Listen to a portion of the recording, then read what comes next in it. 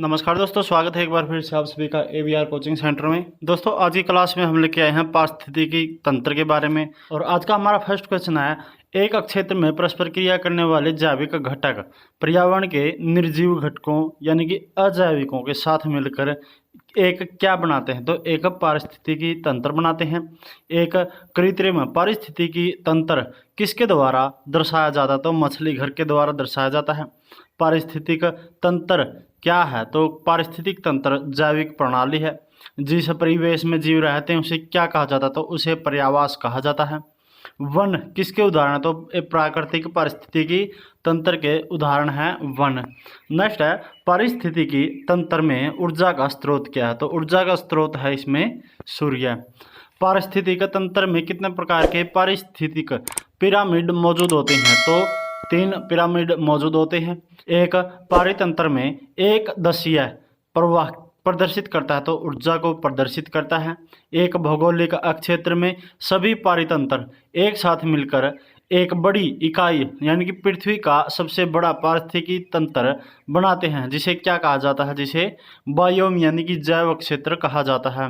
एक क्या है? जो विभिन्न पारिस्थितिक तंत्रों का एक संग्रह है जो समान जलवायु परिस्थितियों का साझा करता है, तो बायोम है।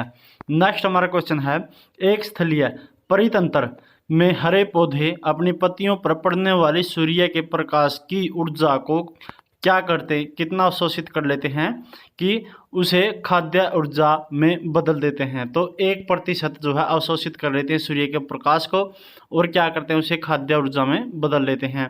प्रत्येक चरण में मौजूद कार्बनिक पदार्थ की मात्रा के लिए औसत मूल्य के रूप में क्या लिया जाता है?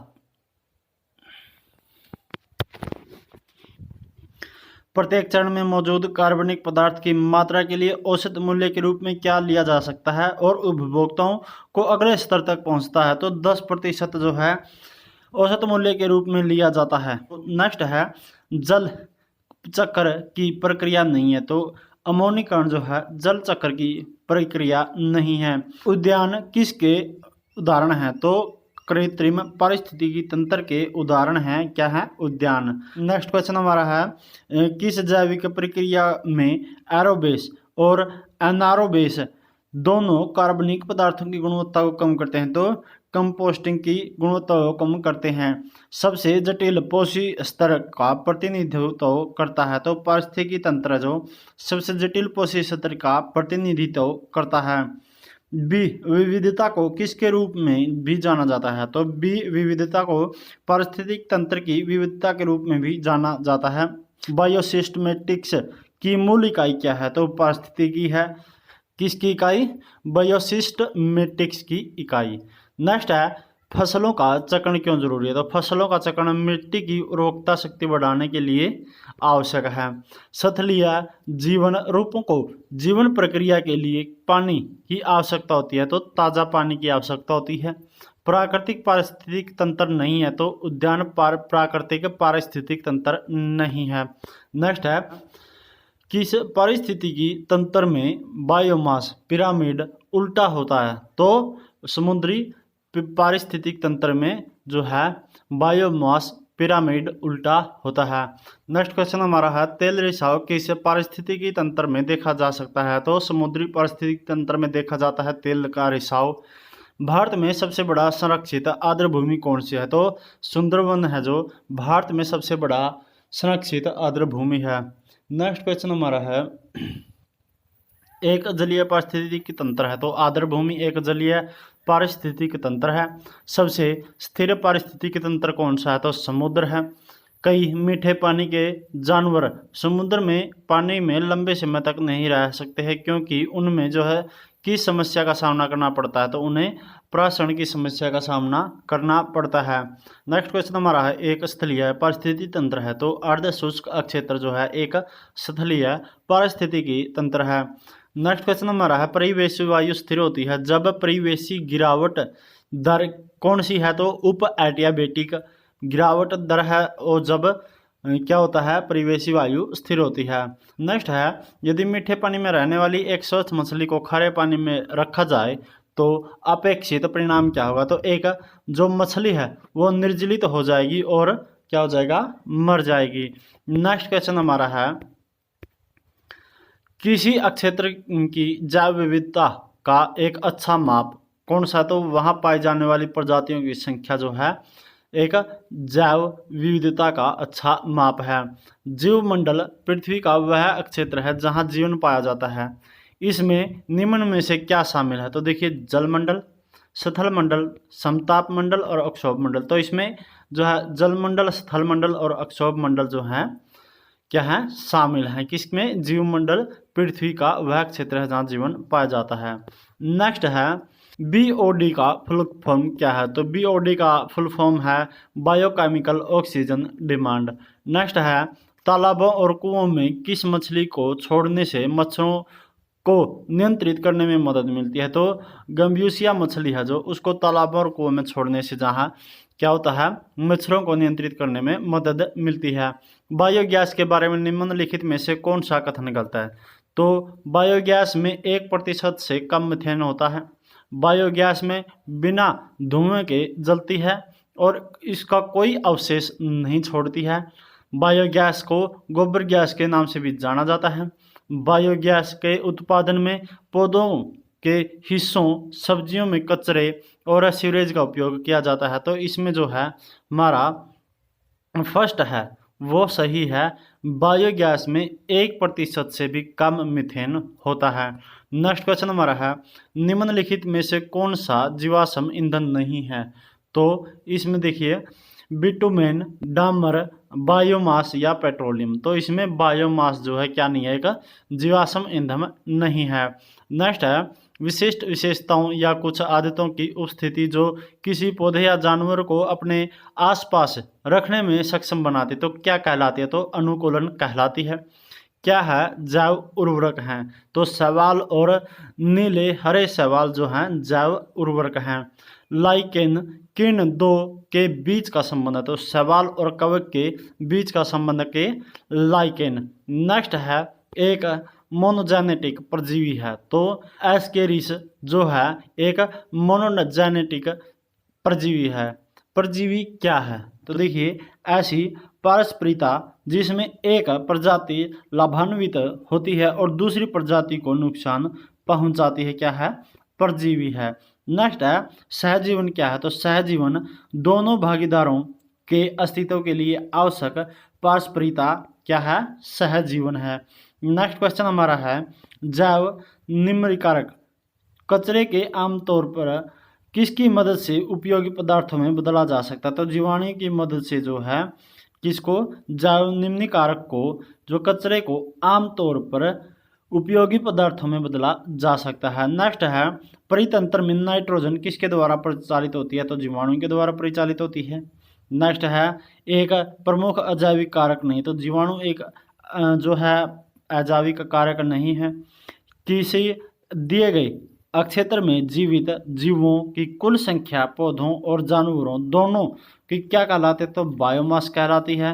नेक्स्ट क्वेश्चन हमारा है, जीवमंडल से प्राप्त संसाधन और जीवन वाले जैसे मानव, वनस्पति और जीव, मत्स्य पालन, पशुधन आदि क्या कहलाते हैं? तो जैविक संसाधन कहलाते हैं।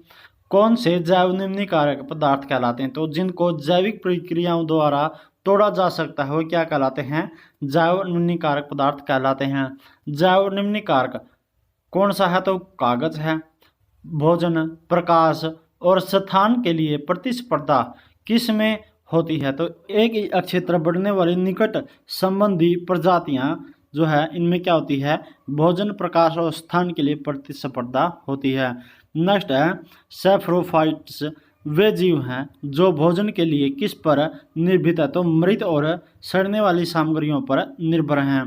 नेक्स्ट है, किण्वन किसके द्वारा कार्बनिक यौगिक के अपघटन की एक प्रक्रिया है? तो एंजाइमों द्वारा कार्बनिक यौगिकों के अपघटन की एक प्रक्रिया है किण्वन। नेक्स्ट क्वेश्चन हमारा है, किसी झील या तालाब के सतही जल को ढकने वाले पादप प्लवक के तेजी से बढ़ते द्रव्यमान को क्या कहा जाता है? तो इनको यूट्रोफिकेशन कहा जाता है। शैवाल प्रस्फुटन किसका परिणाम है? तो यूट्रोफिकेशन का परिणाम है शैवाल प्रस्फुटन। नेक्स्ट है, शैवाल और किसके बीच सहजीवी संबंध लाइकेन है? तो कवक है। अधिकतम ऑक्सीजन किसके द्वारा उपलब्ध होती है? तो पादप पलवक द्वारा जो है प्राप्त होती है, उपलब्ध होती है अधिकतम ऑक्सीजन। पानी में बड़ी मात्रा में पोषक तत्वों की उपस्थिति भी जो है किसके शैवाल की अत्यधिक वृद्धि के कारण बनती है? तो पलवक की वृद्धि के कारण बनती है। नेक्स्ट है जलीय परितंत्र का ऊपरी भाग क्या है? तो पलवक है। नेक्स्ट क्वेश्चन हमारा है लिवेनहोक ने पहली बार किस में मुक्त जीवित कोशिकाओं की खोज की थी? तो तालाब के पानी में जो है मुक्त जीवित कोशिकाओं की खोज की थी किसने? लेवेनहोक ने। नेक्स्ट है सभी हरे पौधे जो है और कुछ नीले हरे शैवाल जो प्रकाश संश्लेषण द्वारा भोजन उत्पन्न कर सकते हैं क्या कहलाते? तो उत्पादक कहलाते हैं। वायुमंडलीय नाइट्रोजन को फिक्स करने वाला सूक्ष्मजीवी कौन सा? तो राइजोबिया है। नेक्स्ट क्वेश्चन हमारा है संघ के दोनों भागीदारों के अस्तित्व के लिए किस प्रकार का पारस्परिक संबंधन आवश्यक है? तो सिम्बायोसिस पारस्परिक संबंधन आवश्यक है। जैविक नियंत्रण के रूप में उपयोग नहीं की जाने वाली विधि कौन सी है? तो कीटनाशकों का प्रयोग है। इंटरलॉकिंग और अन्योन्याश्रित खाद्य श्रृंखलाओं की एक प्रणाली को क्या कहा जाता है? तो खाद्य जाल कहा जाता है। स्वपोषी या उत्पादक खाद्य श्रृंखला के किस पोषी सत्र में आते हैं? तो प्रथम पोषी सत्र में आते हैं स्वपोषी या फिर उत्पादक खाद्य श्रृंखला। नेक्स्ट है विभिन्न जैविक क्षेत्रों में एक दूसरे पर भोजन के लिए आश्रित रहने वाले जीवों की एक श्रृंखला क्या बनाती है? तो खाद्य श्रृंखला बनाती है। बड़े मांसाहारी या तृतीयक उपभोक्ता खाद्य श्रृंखला के किस सत्र में आते हैं? तो चौथे सत्र में आते हैं। नेक्स्ट है कौन सी खाद्य श्रृंखला का प्रतिनिधित्व करता है? तो देखिए घास जो है कीड़े घास को खाते हैं, जो है कीड़े को मेंढक खाता है और मेंढक को सांप और सांप को क्या है? चील खाते हैं।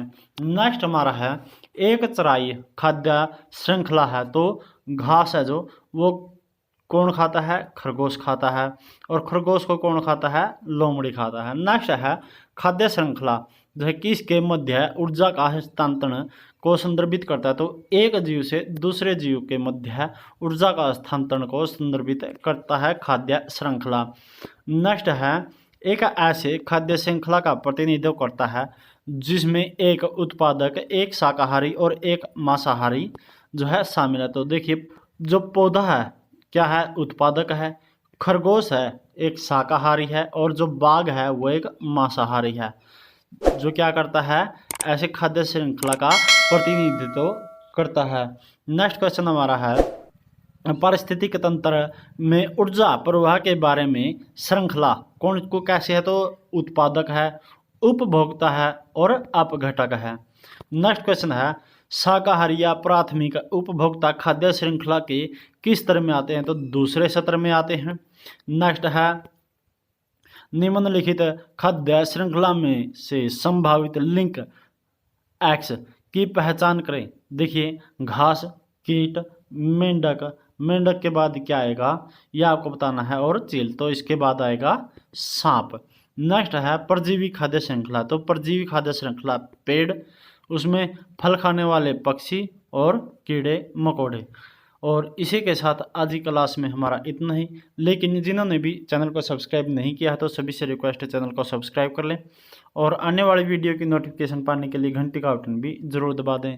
थैंक यू दोस्तों, मिलते हैं जल्दी नेक्स्ट क्लास में नए टॉपिक के साथ। तब तक के लिए खुश रहिए, खुशहाल रहिए, सुरक्षित रहिए। जय हिंद, जय भारत।